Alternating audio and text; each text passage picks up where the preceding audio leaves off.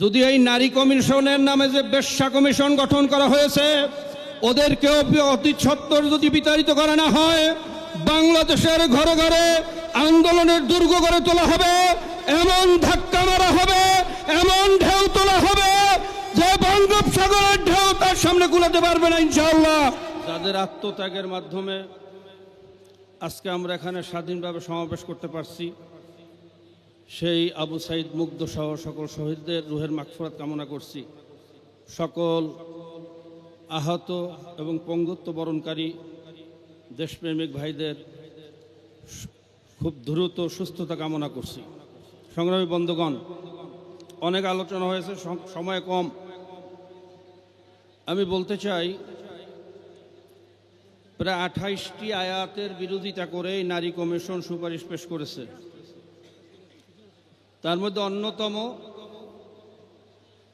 এদেশের পতিতাদেরকে শ্রমিকের মর্যাদা দেওয়া হোক।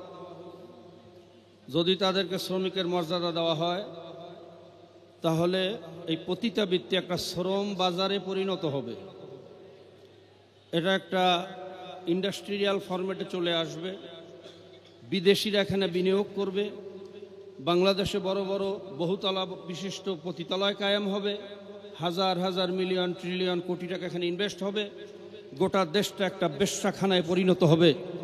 বাংলার মুসলমান জিন্দা থাকতে এই প্রস্তাব বাস্তবায়ন করতে দেওয়া হবে না।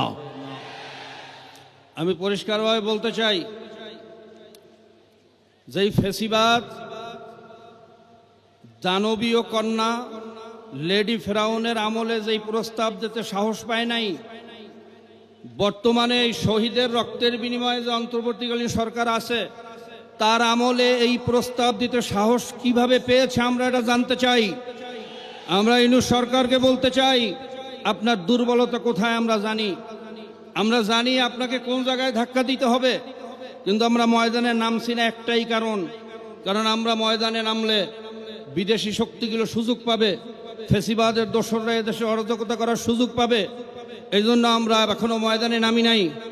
আজকে 1 নম্বর সিগন্যাল দেওয়া হচ্ছে, যদি এই নারী কমিশনের নামে যে বেশ্যা কমিশন গঠন করা হয়েছে ওদেরকেও অতি সত্বর যদি বিতাড়িত করা না হয়, বাংলাদেশের ঘরে ঘরে আন্দোলনের দুর্গ গড়ে তোলা হবে, এমন ধাক্কা মারা হবে, এমন ঢেউ তোলা হবে যে বঙ্গোপসাগরের ঢেউ তার সামনে কুলাতে পারবে না ইনশাআল্লাহ।